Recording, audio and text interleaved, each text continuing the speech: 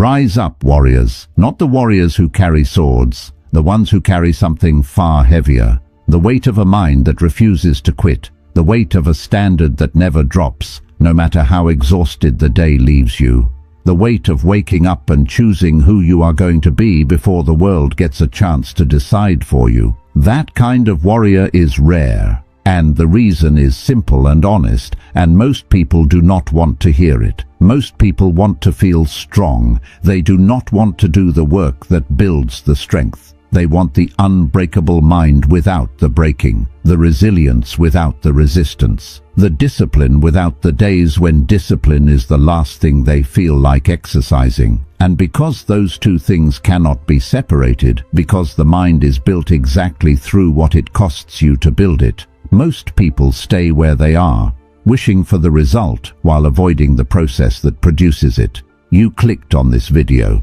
which means something in you is done wishing and ready to start working.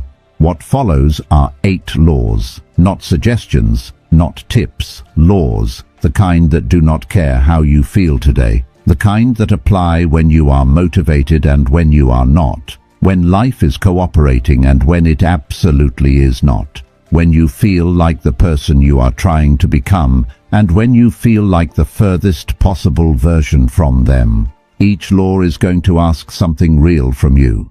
Each one is going to point at a specific place in your daily life where discipline either gets built or gets avoided. And each one, practiced across ordinary days without audience and without applause, builds the one thing that no circumstance can take from you once you have genuinely built it. A mind that does not break. Not a mind without pain. Not a mind that floats above difficulty. A mind that goes through it, that feels everything and keeps moving anyway, that gets hit and stays standing, that faces the worst of what life can deliver and comes out the other side, not smaller, but larger. That is what these 8 laws build. One ordinary day at a time. People think mental strength is something you have or you do not, something you were born with or were not, that some people possess it by nature, and others are simply not built for it. This belief is comfortable because it removes the responsibility. If strength is a gift, then the absence of it is not something you did. It is simply how you arrived. That belief is wrong. Mental strength is built exactly the same way physical strength is built. Through training, through the specific, consistent, repeated application of effort to the thing you are trying to develop. A person who has not trained their mind is not someone who lacks mental strength. They are someone who has not trained for it yet. Those are very different things. One is permanent, the other has a solution. These 8 laws are the solution. Apply them across ordinary days and watch what accumulates. If you are ready to be forged rather than consoled, comment below, "Forge me." Number 1. The law of governance. Control yourself first. Everything else will follow. Here is the truth that changes everything once you actually accept it, instead of just agreeing with it. You were never going to control the world. You were never going to control other people. You were never going to control the timing of outcomes, the fairness of circumstances, the behavior of the person who hurt you, or the specific combination of things that arrived in your life uninvited and refused to leave on your preferred schedule. You were only ever going to control one thing, yourself. And most people never even do that. They spend every available unit of energy trying to manage what is outside them. Other people's opinions, other people's choices, the narrative of situations they are already inside, the outcome of processes already in motion. And they wonder why they feel powerless. They feel powerless because they have been trying to exercise power in territory that was never theirs. Think about how much energy you spend every week on things you cannot change. Replaying a conversation that already happened. Worrying about a meeting that has not happened yet. Trying to figure out why someone behaved the way they did. Monitoring how a situation is developing that you have no real influence over. All of that is real energy, hours of real thinking, real emotional weight, and it is all being spent on territory that does not belong to you. Now think about what gets neglected while that energy is going elsewhere. Your focus, your health, your own behavior in the moments that actually matter. The standard you set for yourself and whether you are meeting it. The work that is sitting waiting for the attention that is busy being spent on what cannot be controlled. The trade is catastrophically bad, and most people make it every single day without realizing they are making a trade at all. The territory that is yours is small, your thoughts, your responses, your standards. The decision about whether this moment gets your full effort or gets an excuse, that is your whole kingdom. And most people treat that kingdom like it barely matters while spending all their energy on the territory that was never theirs to govern. Epictetus wrote, "Make the best use of what is in your power, and take the rest as it happens." Make the best use. Every word of that matters. Not acknowledge what is in your power. Not feel okay about what is in your power. Make the best use. Bring everything you have to the territory you actually own. Give it your full attention, your full effort, your full commitment, and then release the rest, not with resentment, with the practical understanding that the rest was never going to respond to your effort anyway. This is the first law because every other law depends on it. Every other discipline in this video requires you to have already accepted that governing yourself is the only governance available to you. Without that acceptance, the others feel like restrictions. With it, they feel like the only sensible way to live. Start today with one honest question. Where is my energy going right now? Write the answer down if you need to. How much of it is on things you can actually influence? How much is on things you cannot? And make one adjustment, just one. Pull a fraction of what was going to the uncontrollable and put it directly into the governable. Do that daily. Watch what accumulates. Here is what nobody tells you about this law. The moment you genuinely redirect your energy from the uncontrollable to the controllable, something shifts that you can feel before you can explain it. The low-grade anxiety that was running in the background, the anxiety produced by trying to manage things that were never manageable, begins to quiet, not because the circumstances changed, because you stopped fighting a battle that was never winnable and started fighting one that you can actually win. That shift is available today, right now, in the next moment where you notice your energy going toward something outside your jurisdiction. Notice it, name it, and redirect. One moment. That is all the law requires. One moment at a time, every day, until the redirection becomes the default and the wasted energy becomes the exception. Govern yourself. Everything else is detail, and watch how the people around you respond to the version of you that is no longer reactive to everything outside your control. There is a quality to a person who has genuinely made this shift. A steadiness that the people around them can feel even when they cannot name it. When the difficult thing arrives and you do not spiral. When the opinion lands and you do not scramble. When the outcome disappoints and you do not collapse. People notice. Not because you announced the shift, because the shift changed how you show up in every room you enter. That is the quiet power of the first law. It changes you on the inside, and the inside, when it genuinely changes, always eventually shows on the outside. If you are done letting everything outside you run everything inside you, comment below, "I govern myself." Number 2, the law of voluntary hardship. Choose the hard path daily, or the hard path will choose you. Comfort is not neutral. It is not a resting state. It is a direction. Every time you choose comfort over the difficult thing, you are not standing still. You are moving in the direction of a smaller, less capable, more fragile version of yourself that will be less equipped to handle the next hard thing than you were to handle this one. Think about what happens to a muscle that never gets used. It does not maintain its current size. It shrinks. The body does not hold on to what is not being asked for. The same is true for every mental and emotional capacity you have. Tolerance for discomfort, ability to focus, patience under pressure, willingness to do the hard thing when the easy one is available. These are all capacities. They grow with use. They shrink with avoidance. Every skipped morning, every deferred difficult conversation, every time the comfortable choice won because the hard one felt like too much today. Each one individually costs almost nothing visible, but they accumulate. And what they accumulate into is a person who is progressively less capable of handling difficulty than they were 6 months ago, 12 months ago, 3 years ago. And difficulty does not stop arriving just because your tolerance for it has been shrinking. Life does not scale down to match where you are. It arrives with the full weight of what it is, and the person who has been training for it and the person who has been avoiding it meet that weight very differently.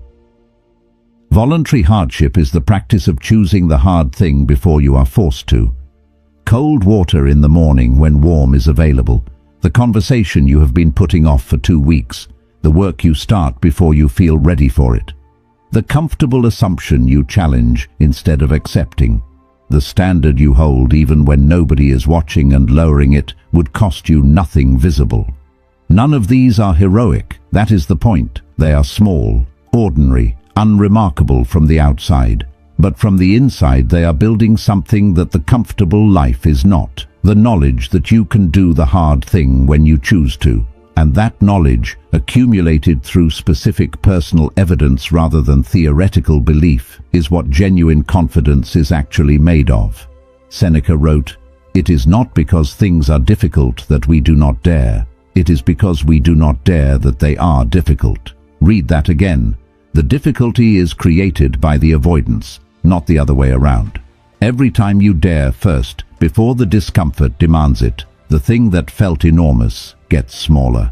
You have evidence now that you can do it.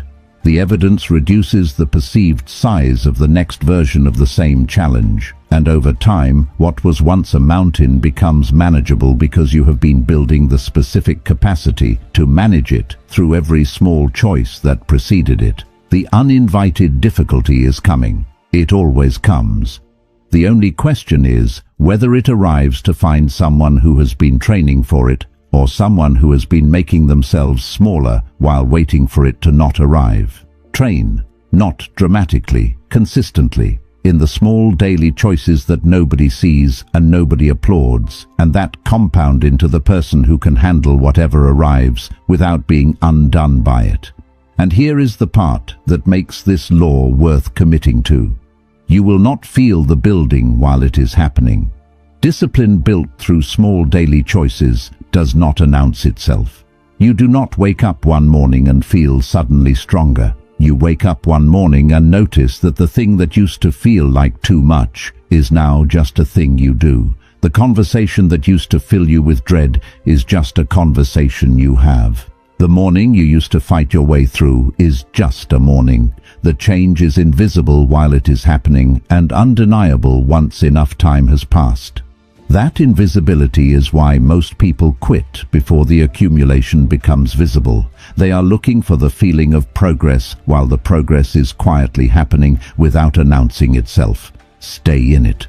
The building is real. It just does not feel like much until the hard thing arrives and you discover that you are not undone by it. That discovery is the payoff, and it only comes to the person who kept choosing hard when the feeling of progress was nowhere to be found.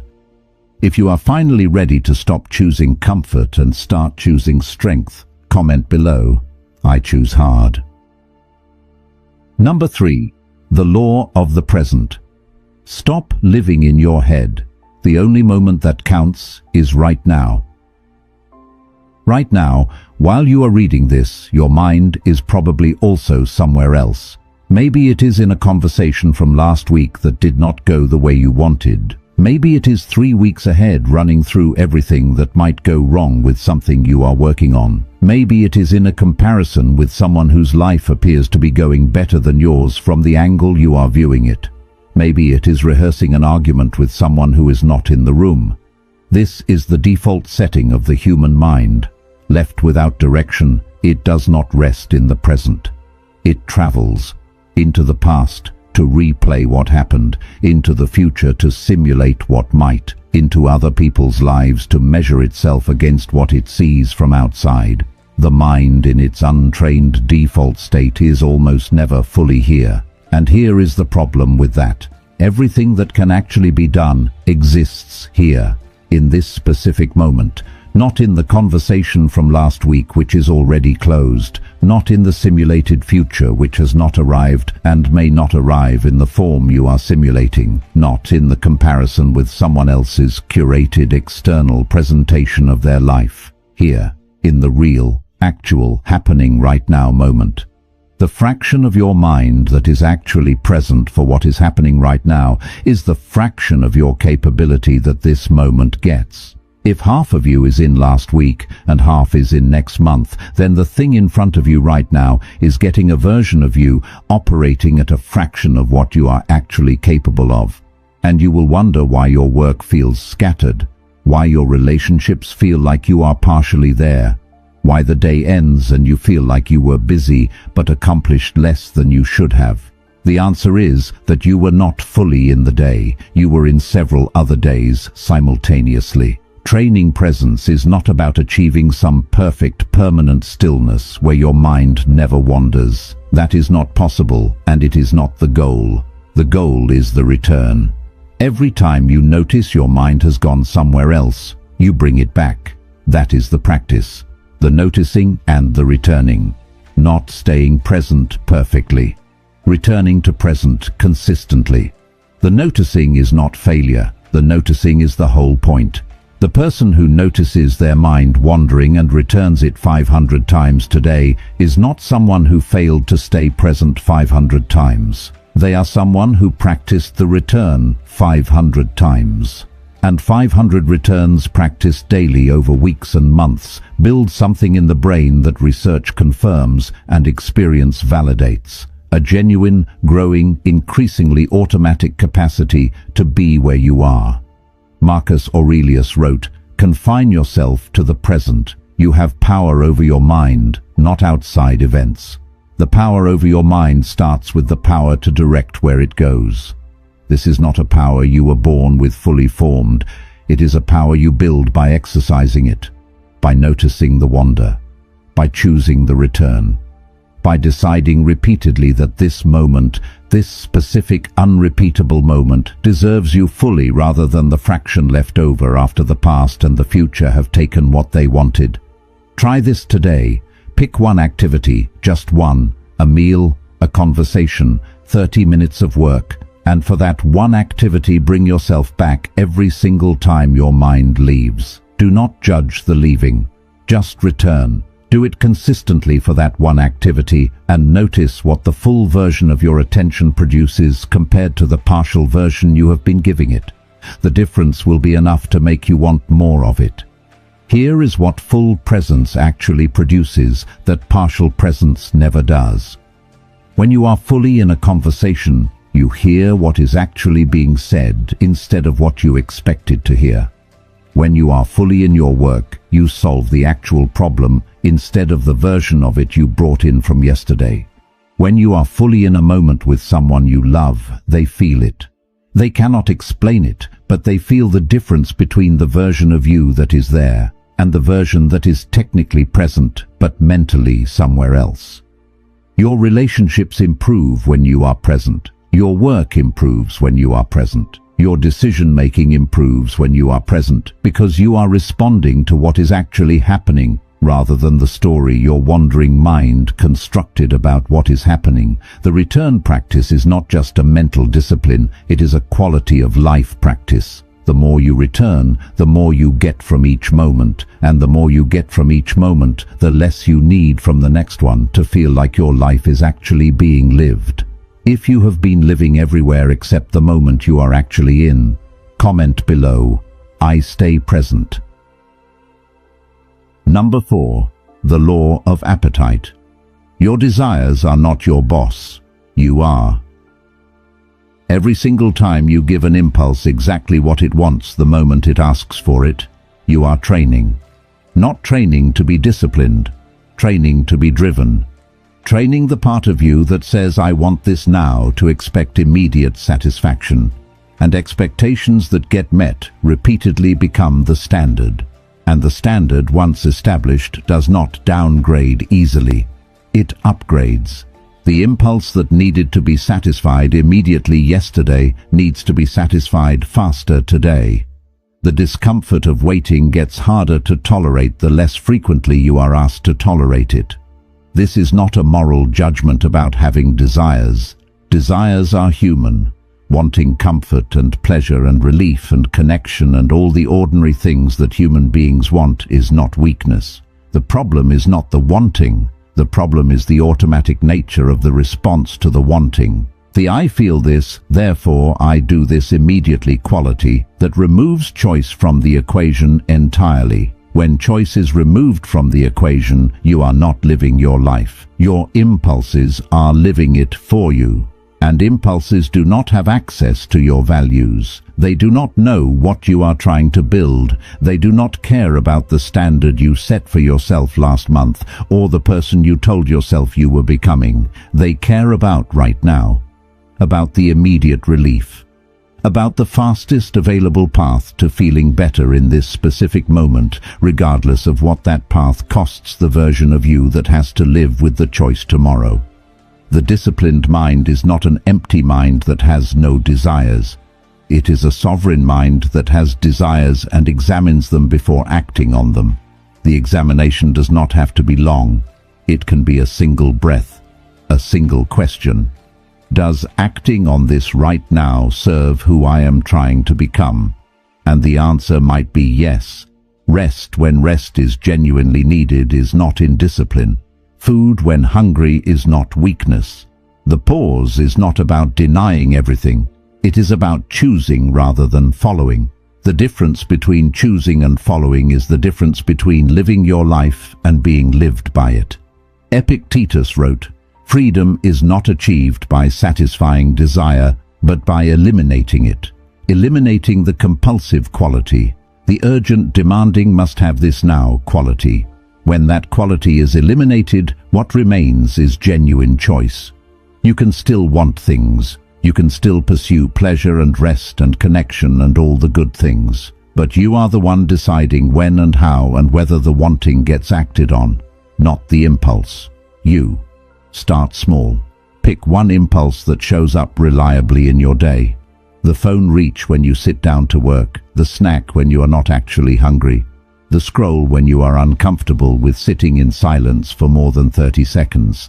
Just one, and for 1 week, do not eliminate it. Just pause before it. One breath, one question, then decide. Some days you will still do the thing, that is fine. What matters is that it was a decision, that you were in charge of the moment rather than the impulse being in charge of you. That one distinction practiced consistently changes the entire architecture of how you relate to your own behavior. The appetites do not disappear, you just stop letting them drive. And something unexpected happens when you build that pause consistently. The desires do not feel as urgent as they used to. The impulse that felt like a demand begins to feel like a suggestion. The discomfort of not immediately satisfying a want reduces in proportion to how often you have sat with that discomfort and discovered you could. The craving loses its authority the more often you demonstrate that its authority was never real. This is one of the quietest and most powerful shifts available in a human life. Not eliminating what you want, removing the urgency from the wanting, keeping the enjoyment while removing the compulsion, staying in charge of the when and the whether while still allowing the what. The person who has this relationship with their desires has something that no circumstance can take away, because their peace does not depend on the desire being satisfied. It depends on the choice being theirs.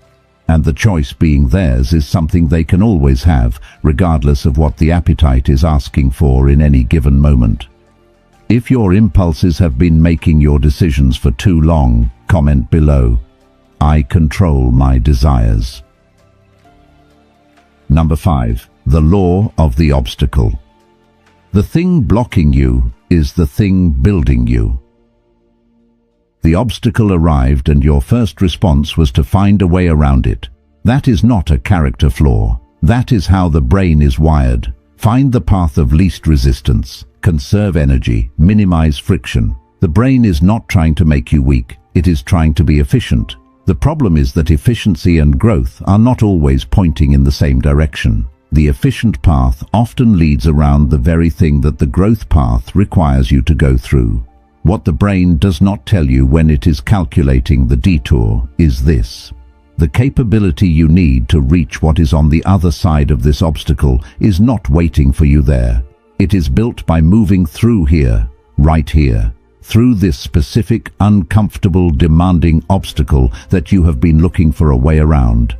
Think about every hard thing you have ever moved through in your life, not around, through. Every difficult season that you could not avoid and had to navigate fully. Look at who you were before it and who you were after it. Not in terms of what happened to you, in terms of what was built in you. The patience you did not know you had until it was demanded. The resilience you discovered you possessed only because the situation left you no alternative but to use it. The clarity about what actually matters that only arrived because everything else had been stripped away. None of that was available through the detour. The detour produces arrival at the destination without the transformation the path was supposed to create. You get there, but you are not the person the destination requires. And you feel it. The hollow quality of an achievement that did not cost enough. The uncertainty about whether you can handle the next level because you avoided the training of this one. The obstacle is not interrupting your development. It is the mechanism of your development. The difficulty you are facing right now is not a problem sitting between you and your goals. It is the specific training that your goals require you to have completed before you can fully inhabit them. The level you are trying to reach has requirements. This obstacle is one of them. Marcus Aurelius wrote, "The impediment to action advances action. What stands in the way becomes the way. The way, not the thing beside the way, not the thing you endure before the way resumes, the way itself. The path runs through this, not around it." And the person who accepts that and engages fully with the obstacle rather than managing their exposure to it is the person who arrives somewhere real on the other side. Look at the specific obstacle in your life right now. The real one, not the one you talk about. The one that you have been quietly managing your exposure to. The one you approach and then pull back from because it looks like too much. Ask honestly what capability moving through it would build. What would be different about you on the other side of fully engaging with this rather than continuing to navigate around it? The answer to that question is why the obstacle is there. It is not random. It is not punishment. It is calibrated with uncomfortable precision to the exact growth your next chapter requires. Go through it, not around it, through. And when you come out the other side, notice what you are carrying that you did not have before. The specific confidence that only comes from having been in a hard place and having handled it. Not the theoretical confidence of someone who believes they could handle it. The earned confidence of someone who did. That confidence does not inflate your sense of self in a fragile way. It grounds it. It gives you something to stand on that was built from real experience rather than assumed from nothing. The obstacle also teaches you something about yourself that comfortable conditions specifically hide. What you are made of, how you respond under real pressure, whether the character you believe you have holds up when holding up costs something. You cannot know the answers to those questions from inside the comfortable life. The obstacle is the test, and the test, passed or failed, always produces information that the absence of the test could never have provided. So the obstacle serves you either way. If you move through it, you gain capability and evidence. If you fall short of it, you gain specific information about what needs to be developed. Either way, something real was produced that would not have been produced without the obstacle being there. That is not reframing. That is an accurate description of how human growth works. If the thing you thought was stopping you is actually the thing shaping you, comment below, "Obstacles build me." Number 6. The law of impermanence. Everything ends. Use that truth to start living fully today. Think about the last time you were genuinely present for an ordinary moment. Not a holiday, not a celebration, not a moment you identified in advance as significant and showed up fully for because you knew it was supposed to matter. An ordinary Tuesday, a meal with someone you love, a quiet morning before the day started making demands. A conversation that did not have an agenda. One of the unremarkable, uncelebrated, completely ordinary moments that make up most of a life. Were you actually there? Or were you partially there and partially somewhere else? In your phone? In the next thing on the list? In a problem that was not present in that room but that your mind had brought along anyway? In the management of something that could have waited but that you let consume the moment that could not? Most people are partially present for most of their ordinary life, and they live as though this is fine because the moments feel replaceable. There will be another Tuesday, another meal, another quiet morning. The ordinariness makes them feel infinite, but they are not infinite. Every single one of them is happening once. The exact combination of who is in the room and where everyone is in their lives and what is being shared between you. That combination is not repeatable. This version of it is happening right now and only right now. The awareness of impermanence is not about making you sad about endings. It is about making you present for the middle, about letting the knowledge that this is finite inform how much of yourself you bring to it while it is still here. The person who holds that awareness lives inside their life in a way that the person who keeps that awareness at a comfortable theoretical distance does not. The small things look different when you hold it. The slow driver does not cost you 20 minutes of irritation because you do not have unlimited minutes to spend on irritation. The difficult conversation does not get deferred again because the relationship it belongs to is not going to exist forever in its current form. The thing you keep meaning to say to someone stays unsaid for one more day at the cost you can now accurately calculate. One day of an irreplaceable relationship. Is that the trade you want to make? Marcus Aurelius wrote, "Perfection of character is this, to live each day as if it were your last, without frenzy, without apathy, without pretense, without frenzy, without apathy, without pretense, not anxious panic about endings, not the performed intensity of someone trying to feel everything loudly. Genuine full presence, genuine full engagement, the kind that is quiet and real and that the people in your life can feel when you bring it and feel the absence of when you do not. Practice this today in one ordinary moment, one meal, one conversation, one drive home. Hold the awareness that this specific version of this moment is happening once. Let that awareness determine how much of yourself you bring to it. And notice what changes when you show up fully to something ordinary rather than partially to something that was supposed to be significant. The ordinary moments are most of your life. If you are not present for them, you are not present for most of your life. That is not an abstraction. That is the direct mathematical consequence of the percentage of your days that are unremarkable. Be there for those days. They are the ones that add up. There is also a practical discipline application here that goes beyond presence.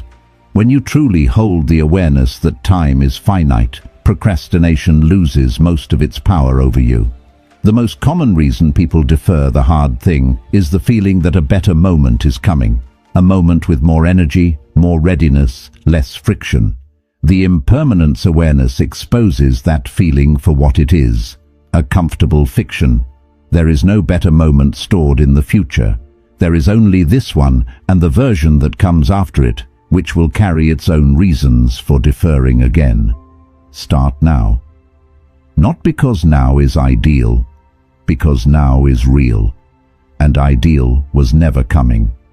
If you have been postponing your own life, waiting for a perfect moment that never comes, comment below. I live fully now. Number 7. The law of inner citadel. Build a mind so strong that nothing from outside can shake it. The world is going to test you, not eventually, regularly, and the tests are not scheduled. They arrive when you are not ready, when your energy is low, when you have been through too much already and the next hard thing arrives before the last one has fully been processed. They arrive in the form of people who disappoint you and situations that are genuinely unfair and outcomes that did not reflect the effort you put into producing them. They arrive as the ordinary, grinding difficulty of a life being lived in a world that does not arrange itself around your needs. The question is never whether the test arrives. It arrives. The question is what it finds when it does. Some people have no ground to return to when the external world becomes unstable. When the thing they were depending on changes or disappears, they have nothing underneath it. Their stability was borrowed from the circumstances. And borrowed stability evaporates exactly when you need it most, because circumstances shift, always. And if your ground is out there, it shifts with them. The inner citadel is ground in here, ground that does not shift when circumstances shift, because it was not built from circumstances. It was built from the daily, unglamorous, nobody-watching practice of governing yourself in ordinary moments. The small standard held, the impulse examined, the obstacle engaged, the present returned to, the comfort declined in favor of the hard thing. Each one a small deposit into an account that does not depend on external conditions to remain stable. When the hard thing arrives and you reach for that ground and you find it there, something changes permanently. The test found you standing, not because it was easy, because you built the foundation while it was still possible to build it, and the foundation held, and now you know it held. That knowledge changes the next test before it even arrives. You know the ground is there. You know what it feels like to stand on it. And that knowledge, earned through experience rather than claimed through belief, is what genuine mental strength is. Not the absence of difficulty, the ground that holds while the difficulty moves through you. Marcus Aurelius wrote, "You have power over your mind, not outside events. Realize this and you will find strength."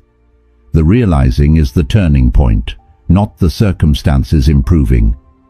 The moment you genuinely understand, through your own practice rather than someone else's words, that the stability you have been seeking out there was always available in here, that the ground was solid, you just had not yet built the structure that would let you stand on it without it feeling like it might give way.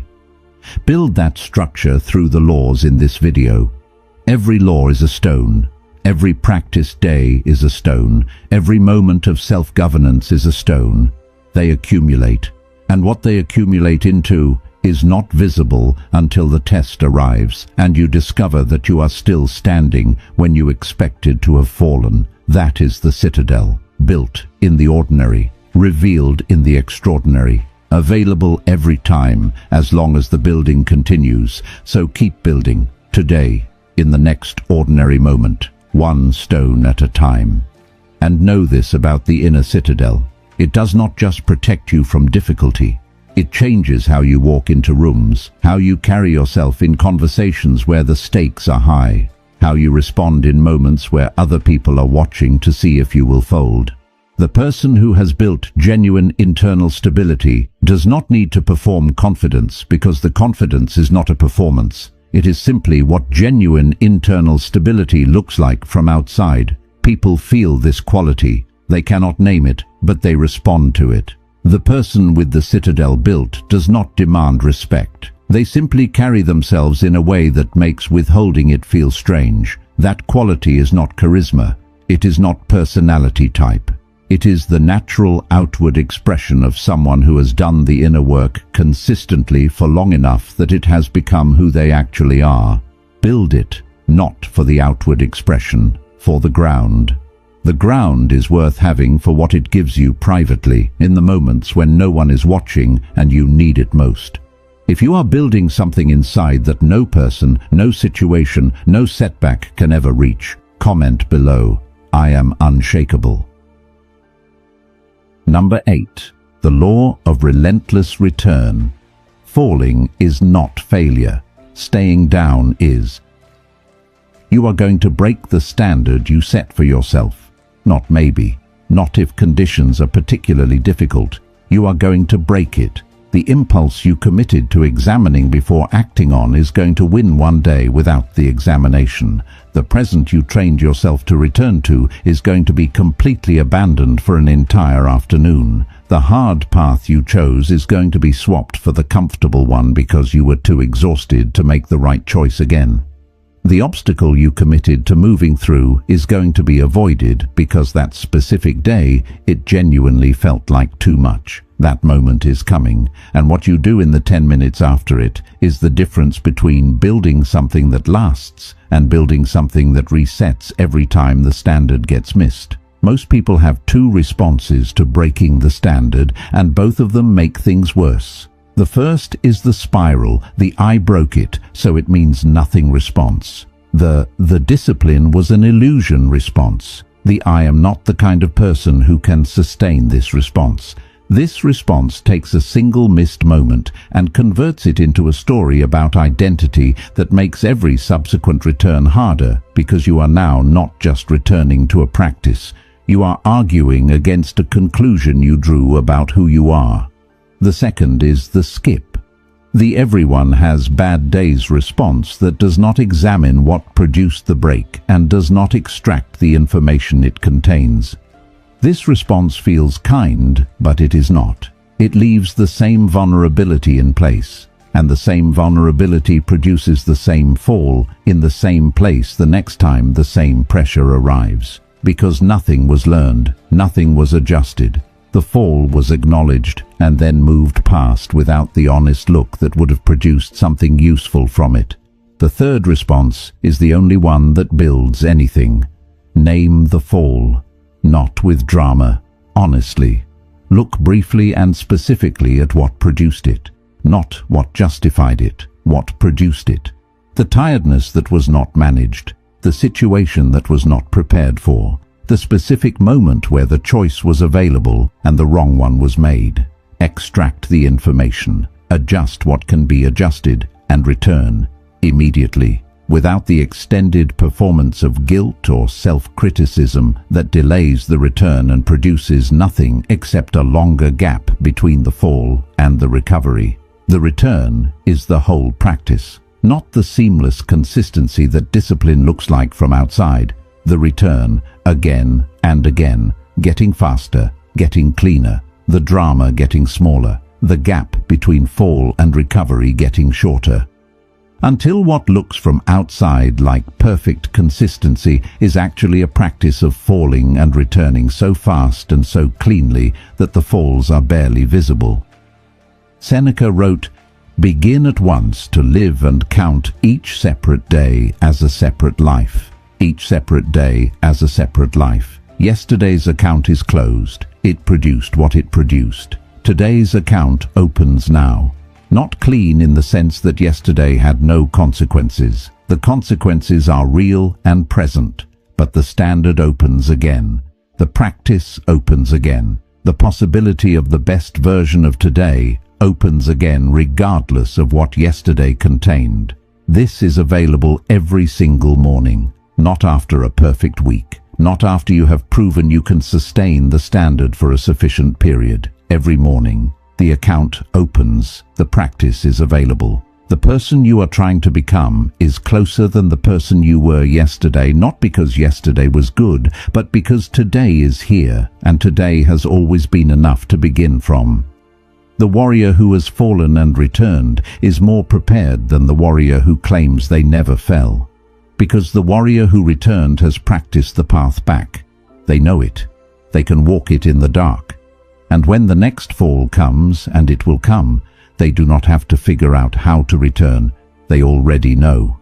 The route is familiar. The drama is stripped out. The fall and the return become a clean sequence that the unbreakable mind executes without ceremony and without the story that once made it feel catastrophic.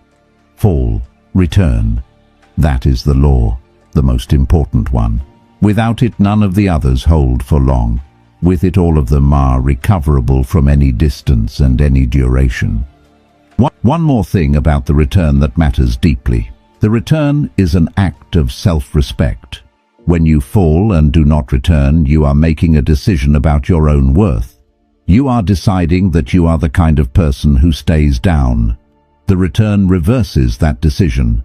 Every single return is a statement. I am the kind of person who gets back up. And that statement, repeated enough times, becomes the belief. And the belief becomes the identity. And the identity becomes the person who finds, eventually, that falling does not produce the old spiral anymore. It just produces the return. Automatic, immediate, clean. That is what the law of relentless return is actually building, not just the discipline to return. The identity of someone for whom returning is simply what they do. Not a struggle, not a feat of willpower. Just the next move. The natural response of a person who has made the return so many times that anything else would feel wrong. You become that person one return at a time, starting with the next one. One final thing about the law of relentless return. It is the most forgiving of all 8 laws, while also being the most demanding. Forgiving because it asks nothing of you except the return. It does not ask for the perfect day. It does not ask for the clean week. It does not ask for the evidence that you have mastered the other 7 laws before it applies to you. It asks only for the return. Every time, from wherever you fell, however far back you went, just return. Demanding because the return has to be real. Not the performance of a return that is actually just a pause before the next fall. Not the announcement of the return without the actual changed behavior that follows it, the real return. The one that looks at what produced the fall, adjusts what can be adjusted, and genuinely moves forward differently. That real return, practiced consistently, is the most honest measure of whether the 8 laws are taking root. Not the days when everything went well. The days when something went wrong and you came back anyway. Those are the days that build the unbreakable mind, quietly, without announcement, one return at a time.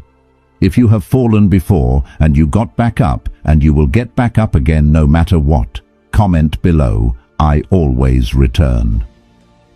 8 laws. 1 warrior. 1 ordinary life where extraordinary things get built.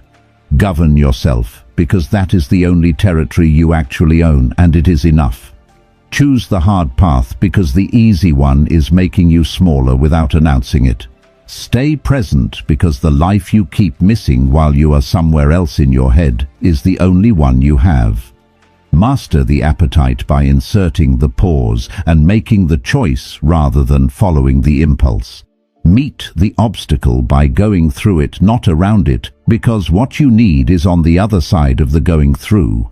Hold the awareness of impermanence so that the ordinary moments get the presence they deserve before they become memories.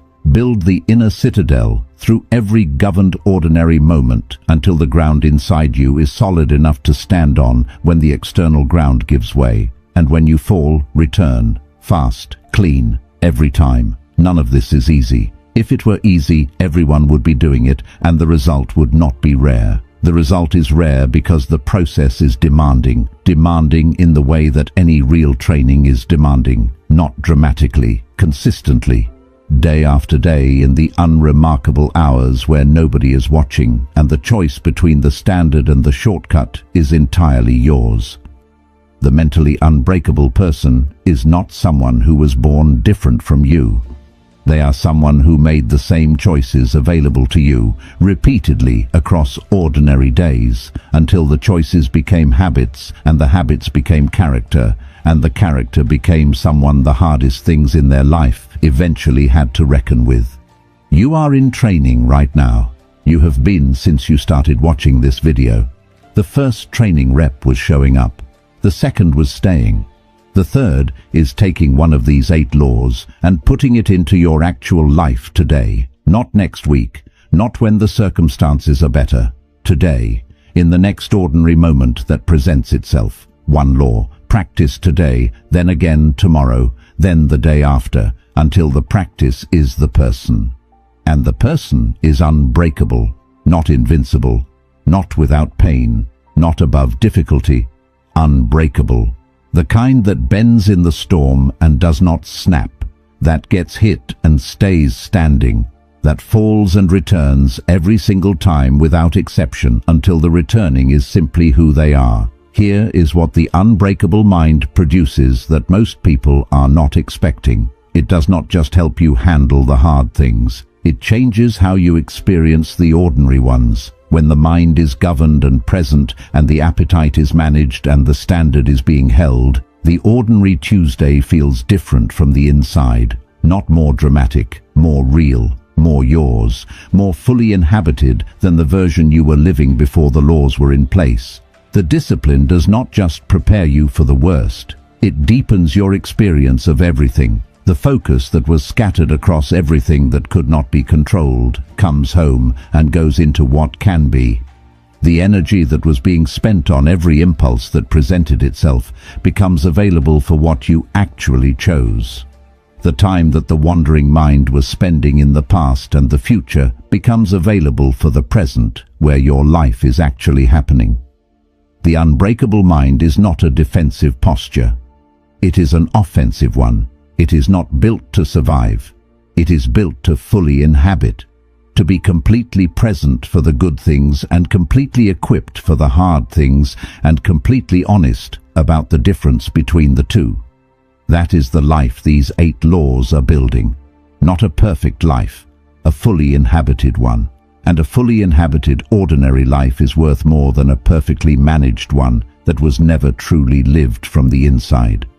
That is who you are building, starting right now. If this video built something in you today, share it with a warrior who needs to hear it. And remember, you are not forged in the easy moments. You are forged in exactly this one. 8 laws, 8 daily practices, 8 commitments made not to the world, but to yourself, in the quiet, in the unremarkable, in the moments where nobody sees the choice and the only person it matters to is you. Those moments are the whole building. Everything visible that the outside world eventually sees was made in those invisible moments first. Go build. Start today. One law, one moment, one decision that the person you are becoming would be proud of. The warrior you were always supposed to be is not waiting somewhere in the future. They are waiting in the next choice you make. Make it count.